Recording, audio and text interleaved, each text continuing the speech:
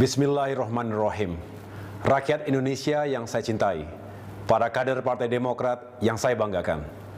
Alhamdulillah, hari ini 14 Juli 2023, saya bisa kembali menyambung rasa dengan saudara-saudara dimanapun berada.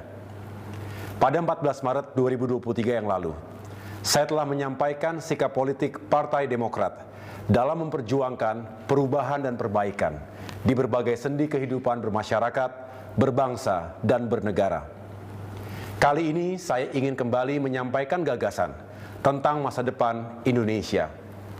Kita tahu, 7 bulan lagi pemilu akan digelar.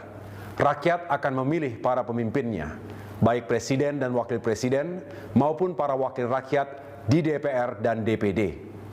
Kita berharap rakyat tidak salah pilih, karena akan menentukan masa depan Indonesia 5 tahun berikutnya. Tema pidato politik saya ini adalah agenda perubahan, lengkapnya agenda perubahan dan perbaikan untuk Indonesia yang lebih baik. Tema ini untuk merespons pandangan publik tentang isu perubahan yang kerap Partai Demokrat sampaikan. Kami mendengarkan pandangan, baik dari yang setuju dengan perubahan maupun yang tidak setuju. Sejarah mencatat, sejak 2 tahun lalu, saya dan Partai Demokrat telah menyerukan pentingnya perubahan dan perbaikan itu. Karenanya, ketika perhatian publik makin luas tentang isu perubahan ini, maka kami memiliki kewajiban moral untuk menjelaskan apa yang Demokrat maksudkan dengan perubahan dan perbaikan itu. Saudara-saudara, kami mendengar kekhawatiran sejumlah kalangan. Perubahan seolah diartikan sebagai upaya untuk mengganti secara total apa yang sudah ada. Tentu tidak demikian. Kebijakan dan tatanan yang sudah baik akan kita pertahankan, kita lanjutkan, dan kita bersyukur karena banyak yang telah dihasilkan oleh para pemimpin bangsa sejak Indonesia merdeka. Tatanan dan hal-hal baik yang diwariskan oleh Presiden Soekarno, Presiden Soeharto, Presiden Habibie, Presiden Abdurrahman Wahid, Presiden Megawati Soekarno Putri, Presiden Susilo Bambang Yudhoyono, dan Presiden Joko Widodo harus kita pertahankan. Adapun yang belum baik tentu harus kita evaluasi dan kita perbaiki. Inilah elemen kesinambungan dalam sebuah proses perubahan. Tidak perlu diperdebatkan lagi. Dengan pemikiran itu, meski Partai Demokrat mengusung agenda perubahan, tidak berarti kami menihilkan apa yang telah dilakukan oleh pemerintahan Presiden Jokowi selama ini. Sebaliknya, kami justru menyampaikan penghargaan kepada pemerintah atas semua kerja kerasnya. Kami yakin Presiden Jokowi dan pemerintahannya ingin berbuat yang terbaik. Kami mendoakan kelak Presiden Jokowi bisa mengakhiri masa baktinya dengan baik. Namun Demokrat memang memiliki sejumlah cara pandang dan pilihan kebijakan yang berbeda dengan apa yang dilakukan oleh pemerintahan sekarang. Karenanya kami menawarkan pendekatan dan kebijakan yang berbeda kepada rakyat Indonesia yang kami pandang tepat untuk dijalankan pasca pemerintahan Presiden Jokowi mendatang. Rakyat Indonesia dan kader Demokrat yang saya cintai, ada 3 hal yang melandasi pemikiran Demokrat dalam melakukan agenda perubahan. Pertama, studi dan pengamatan atas apa yang dilakukan negara dan pemerintah selama 9 tahun terakhir. Kedua, permasalahan serius yang dirasakan rakyat. Dan ketiga, keinginan serta harapan rakyat yang kami jumpai di seluruh tanah air. Untuk itu, guna memudahkan penjelasan tentang agenda perubahan Demokrat, maka pertama-tama kami akan soroti keadaan saat ini. Apa permasalahan yang dihadapi rakyat dan mengapa hal itu terjadi? Selanjutnya, kami juga akan menyampaikan solusi yang kami tawarkan. Paling tidak, ada 5 klaster permasalahan bangsa. Klaster pertama, ekonomi dan kesejahteraan rakyat. Kedua, sumber daya manusia dan lingkungan hidup. Ketiga, hukum dan keadilan. Keempat, demokrasi dan kebebasan rakyat. Dan kelima, tata negara dan etika pemerintahan. Saudara-saudara sekalian, saya akan mulai dari permasalahan yang kami nilai paling penting, yaitu klaster pertama, ekonomi dan kesejahteraan rakyat. Meskipun ada capaian, tetapi harus kita akui secara jujur, 9 tahun terakhir ini terjadi sejumlah kemandekan dan bahkan kemunduran serius. Pertumbuhan ekonomi menurun, jauh di bawah yang dijanjikan 7% hingga 8%. Pertumbuhan ekonomi stagnan di angka 5%, bahkan sempat anjlok ketika diterjang pandemi COVID-19. Akibatnya, penghasilan dunia usaha dan kesejahteraan rakyat terpukul. Daya beli golongan menengah ke bawah juga menurun. Kemiskinan dan pengangguran meningkat. Sementara itu, ketika ekonomi tumbuh rendah, yang meroket justru utang kita, baik utang pemerintah maupun BUMN. Ada yang berdalih, lambatnya pertumbuhan ekonomi karena pandemi COVID-19. Argumentasi seperti ini saya nilai hanya separuh benar. Faktanya sebelum pandemi datang, ekonomi kita juga sudah mengalami permasalahan. Sehingga mesti ada sebab dan faktor yang lain di luar pandemi. Demokrat berpendapat, faktor lain itu menyangkut kebijakan dan langkah pemerintah dalam mengelola ekonomi dan kesejahteraan rakyat. Juga dalam menentukan prioritas pembangunan dan upaya mengatasi krisis. Sulit dimengerti ketika ekonomi menurun, kekuatan fiskal melemah, utang tinggi, pemerintah justru membangun infrastruktur secara besar-besaran. Apalagi sebagian proyek dan mega proyek itu tidak berdampak langsung pada kehidupan dan kesejahteraan rakyat yang tengah mengalami tekanan. Seharusnya masih bisa ditunda pelaksanaannya. Kami berpendapat, pemerintah tidak sensitif. Pemerintah juga kurang berpihak kepada 100 juta lebih rakyat kita yang sedang mengalami kesulitan hidup yang serius. Menurut kami, sikap kebijakan dan tindakan pemerintah seperti inilah yang perlu diubah dan diperbaiki. Ketika terjadi krisis dan tekanan ekonomi yang dampaknya sangat dirasakan masyarakat, prioritas dan alokasi anggaran negara seharusnya diarahkan untuk meringankan penderitaan rakyat, utamanya para petani, nelayan, kaum buruh, dan golongan lemah lainnya. Subsidi listrik untuk kalangan miskin, subsidi solar untuk nelayan, dan subsidi pupuk untuk petani harusnya bisa lebih diperkuat dan tepat sasaran. Saat ini memang ada pupuk subsidi, tapi petani mengeluhkan jumlahnya sangat sedikit. Petani seolah dipaksa harus membeli pupuk non-subsidi di pasaran, padahal harganya berkali-kali lipat lebih mahal. Kemudian harga jual hasil panen sering dipermainkan para tengkulak, juga dihancurkan oleh kebijakan impor di saat petani kita sedang panen raya. Banyak petani mengeluh, "Mas, kami sampun megap-megap." Di sisi lain, kesejahteraan abdi negara kurang diperhatikan.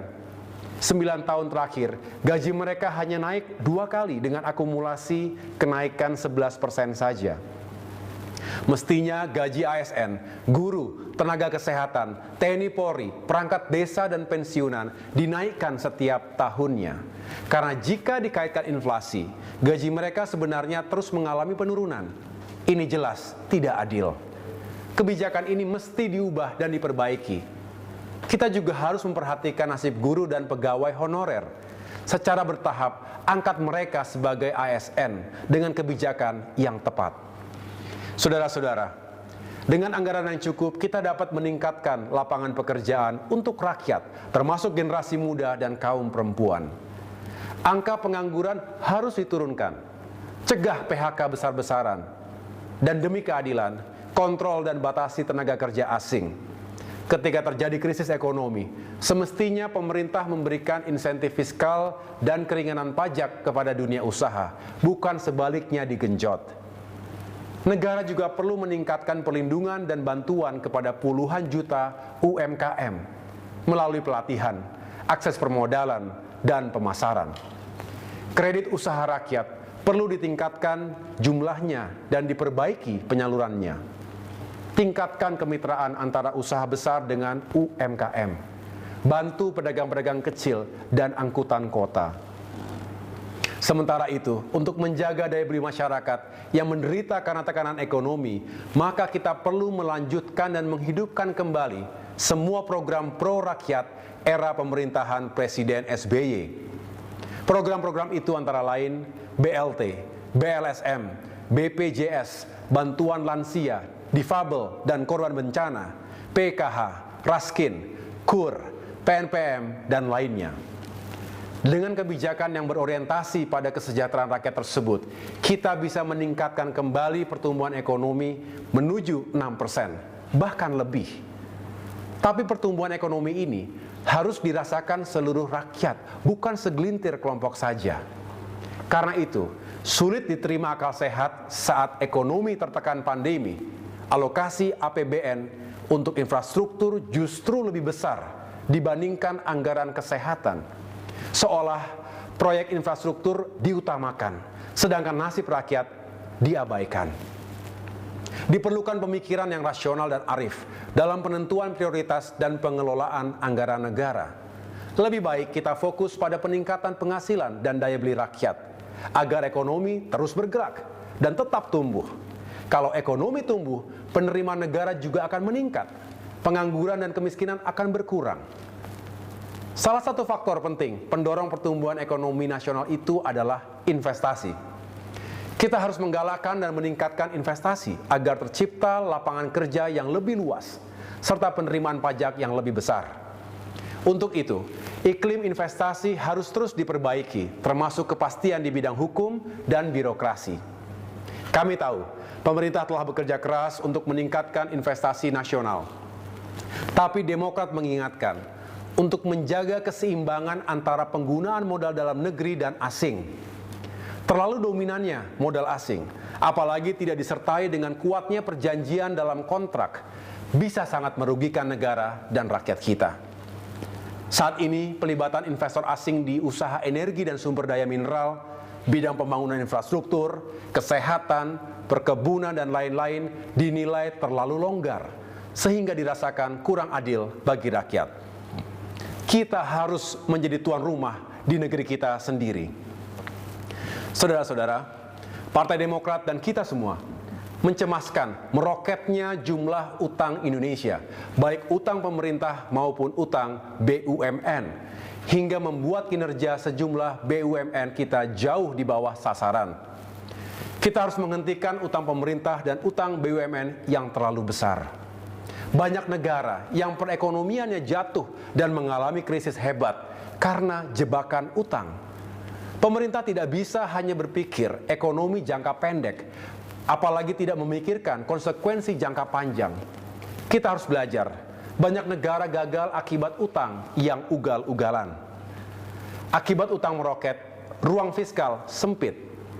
Per Maret 2023, utang kita mencapai lebih dari 7.800-an triliun rupiah. Porsi APBN untuk membayar cicilan dan bunga semakin besar. Jika rata-rata bunga utang mencapai 400-an triliun rupiah per tahunnya, maka itu setara dengan realisasi anggaran pendidikan pada APBN 2022 yang lalu. Itu baru bunga, belum cicilan pokoknya. Bayangkan, bisa jadi apa bunga utang 400 triliun rupiah itu? Jika biaya kuliah mahasiswa hingga lulus tingkat sarjana, baik pendidikan dan biaya hidup per orang mencapai 200 juta rupiah, maka kita bisa menguliahkan 2 juta orang pelajar ke kampus-kampus terbaik di Indonesia. Atau jika kita berikan bantuan modal, dana bergulir sebesar 50 juta rupiah untuk pengembangan 1 unit UMKM, maka akan ada 8 juta unit UMKM yang diberdayakan. Jika 1 unit UMKM menyerap 5 hingga 10 pekerja, maka tercipta 40 hingga 80 juta lapangan pekerjaan. Ilustrasi ini untuk memberikan gambaran konsekuensi yang harus kita tanggung bersama akibat utang yang kelewat besar. Pemerintah tidak boleh selalu berdalih bahwa dari sisi rasio utang terhadap PDB masih aman karena kurang dari 60%. Faktanya, kemampuan fiskal untuk membayar utang kita rendah dan membebani APBN kita. Untuk itu, batasi dan kontrol utang pemerintah dan BUMN. Pastikan pembangunan infrastruktur tidak mengandalkan utang.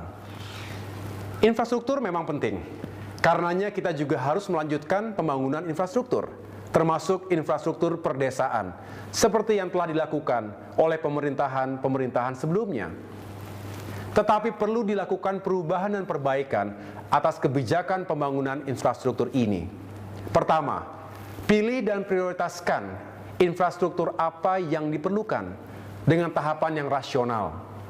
Kedua, pastikan pembiayaan tersedia, baik dari APBN maupun non-APBN. Kerangka pembiayaan bersama atau pembiayaan penuh dari swasta juga sebuah pilihan. Jika harus berutang, utang itu bukanlah komponen paling besar. Ukur kemampuan keuangan kita, jangan besar pasak daripada tiang. Saya yakin pemerintah manapun tak ingin mewariskan utang besar kepada anak cucu kita dan membebani pemerintahan-pemerintahan berikutnya. Ketiga, pastikan infrastruktur yang dibangun memiliki keseimbangan antar sektor, antara nasional dan daerah, serta antara kota dan desa. Guna mencegah ketimpangan infrastruktur kota dan desa, Demokrat berpendapat PNPM mandiri perlu dihidupkan lagi. Pastikan dana desa cukup, serta sesuai dengan kebutuhan desa yang bersangkutan. Saudara-saudara, dapat disimpulkan, agenda perubahan dan perbaikan Partai Demokrat dalam pengelolaan ekonomi dan peningkatan kesejahteraan rakyat mencakup cara pandang, kebijakan, penentuan prioritas, dan juga alokasi anggaran yang adil dan tepat. Rakyat Indonesia dan kader Demokrat yang saya cintai, saya akan masuk bagian kedua pidato ini, terkait kualitas sumber daya manusia dan lingkungan hidup. Demokrat akan terus berjuang agar pembangunan nasional berorientasi pada pembangunan manusia, bukan yang serba benda. Karena SDM adalah kunci utama kemajuan suatu negara. Kita perlu meningkatkan pembangunan SDM Indonesia melalui pendidikan berkualitas dan terjangkau dari sekolah dasar hingga ke perguruan tinggi. Sekolah-sekolah rusak, madrasah dan pesantren yang tidak layak jangan dibiarkan. Harus kita bangun dan perbaiki. Kita juga harus meningkatkan infrastruktur dan fasilitas kesehatan, serta kualitas dan kemudahan pelayanan kesehatan di seluruh tanah air. Puskesmas dan rumah sakit, kapasitas tenaga kesehatan, infrastruktur serta kesiapan fasilitas medis di berbagai daerah juga harus ditingkatkan. Karena itu, hidupkan kembali dan tingkatkan program-program pro rakyat di bidang pendidikan dan kesehatan era pemerintahan Presiden SBY dulu, seperti program BOS, beasiswa bidik misi, beasiswa santri, beasiswa LPDP, BPJS Kesehatan, dan lainnya. Tingkatkan beasiswa prestasi dan beasiswa untuk golongan kurang mampu. Kerjasama pemerintah, lembaga pendidikan, dan dunia usaha perlu ditingkatkan agar lulusan pendidikan lebih mudah dapat pekerjaan. Yang tidak kalah penting, terkait kebijakan kesehatan nasional. Demokrat berpendapat agar anggaran wajib sebesar minimal 5% dari APBN yang dihapus di Undang-Undang Kesehatan seharusnya dipertahankan. Saya ulangi, harusnya tetap dipertahankan. Saudara-saudara, selanjutnya kita juga harus peka pada kondisi dunia yang kini tengah mengalami krisis lingkungan. Kita harus menyelamatkan bumi dan lingkungan kita yang semakin terancam oleh krisis iklim. Indonesia tidak kebal, karena bangsa kita juga hidup di bumi yang sama. Kita makin merasakan dampak buruk dari perubahan iklim ini. Terjadi berbagai bencana alam, polusi udara, dan pemanasan global yang berdampak buruk pada kualitas tanah untuk pertanian dan perkebunan.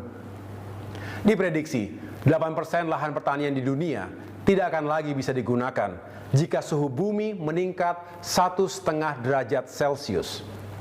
Kelaparan juga akan meningkat hingga 20% akibat pemanasan global. Indonesia berkomitmen untuk mencapai net zero emission maksimal pada tahun 2060. Kita berharap itu bisa diwujudkan. Namun mencermati proses yang berjalan saat ini, target waktu tersebut sulit dipenuhi. Karenanya, Indonesia harus melakukan yang terbaik. Demokrat mengajak semua kalangan untuk ikut bertanggung jawab mendorong hadirnya pertumbuhan ekonomi yang berkeadilan dan berkelanjutan, yang berlandaskan 4 pilar: pro pertumbuhan, pro lapangan kerja, pro pengurangan kemiskinan, dan pro lingkungan hidup. Climate action perlu diperluas dan dipercepat untuk mencapai net zero commitment, termasuk mempercepat dekarbonisasi dan transisi energi terbarukan. Negara harus hadir. Pemerintah pusat dan daerah harus konsisten menjalankan kebijakan yang pro lingkungan. Jangan ada lagi undang-undang yang seolah memfasilitasi terjadinya kerusakan alam. Kalau tidak bisa dihentikan, terus kurangi secara signifikan laju deforestasi. Jutaan hektar hutan yang telah dibabat untuk proyek-proyek food estate yang ternyata juga gagal adalah contoh yang tidak baik. Kemudian, Kementerian Lingkungan Hidup yang kini disatukan dengan Kementerian Kehutanan harus dikembalikan sebagai kementerian yang berdiri sendiri. Mengurangi otoritas dan anggaran Kementerian Lingkungan Hidup adalah sebuah sinyal yang keliru. Rakyat Indonesia dan kader Partai Demokrat yang saya cintai, bagian ketiga pidato saya berkaitan dengan hukum dan keadilan di Indonesia. 9 tahun terakhir ini, rakyat merasakan ketidakadilan. Keadilan harus berlaku bagi semua, baik keadilan sosial ekonomi, politik, penegakan hukum, serta keadilan untuk rakyat kecil dan kaum lemah. Demokrat mencermati, penegakan hukum dan pemberantasan korupsi dinilai sering tebang pilih, tajam ke bawah, tumpul ke atas, tajam ke lawan, tumpul ke kawan. Respons negara terhadap para pencari keadilan juga sering berbeda, dikaitkan dengan posisi politik si pencari keadilan. Praktik ini merusak keadilan, etika pemerintahan, dan nilai demokrasi. Untuk itu, kita harus menjamin penegakan hukum, termasuk pemberantasan korupsi, dilaksanakan secara adil dan tidak tebang pilih. Cegah penyalahgunaan kekuasaan dan hentikan penggunaan instrumen hukum untuk kepentingan politik.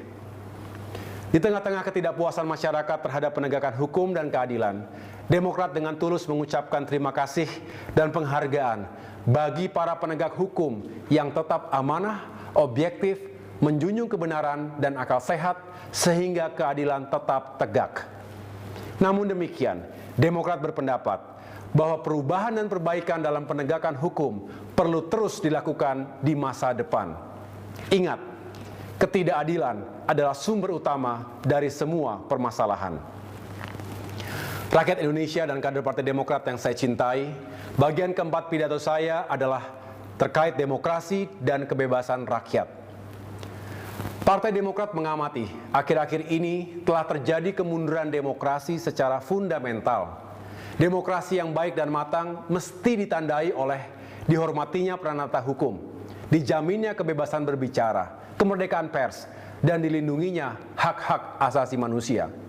Juga ditandai dengan berlangsungnya pemilu yang bebas, jujur, dan adil, dipegang teguhnya konstitusi, serta paling penting, tercegahnya kekuasaan absolut pada diri pemimpin politik tingkat puncak. Jika merujuk pada nilai dan pilar demokrasi yang saya utarakan, tidaklah sulit mengevaluasi sejauh mana demokrasi kita dijalankan dengan benar. Kini, rakyat takut bicara. Kalangan elit dan golongan menengah juga enggan bicara, karena khawatir bakal diserang secara membabi buta.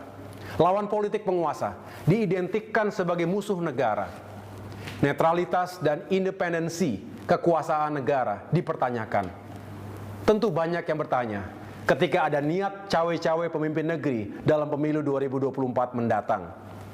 Kalau cawe-cawe itu melibatkan instrumen kekuasaan negara dan dinilai tidak adil, jelas nasib demokrasi kita dalam bahaya. Kami berpendapat, segala praktik berpolitik yang menyimpang dari konstitusi dan etika berdemokrasi harus kita cegah bersama. Masih ada waktu. Jangan biarkan kemunduran demokrasi semakin dalam. Jangan terulang prahara besar seperti tahun 1965, 1966, juga tahun 1998, 1999 dulu. Jangan kita lukai perasaan rakyat agar mereka tidak menempuh caranya sendiri dalam memperjuangkan keadilan dan hak politiknya. Untuk itu, kita harus mengembalikan ruang kebebasan untuk rakyat, termasuk kemerdekaan pers. Kita juga harus menjamin hak rakyat untuk berbicara dan berpartisipasi dalam kehidupan bangsa sesuai konstitusi. Hentikan represi negara terhadap rakyat. Tingkatkan kualitas demokrasi berdasarkan nilai-nilai kebebasan, keadaban, dan kemanfaatan.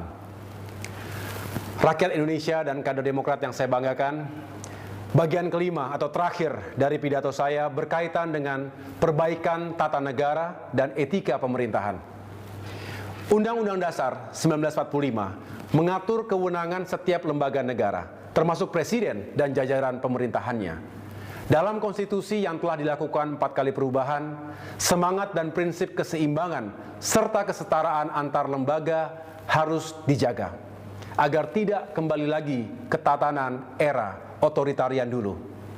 Saat ini ada tanda-tanda bahwa kesetaraan dan keseimbangan antar lembaga negara ini mulai terganggu.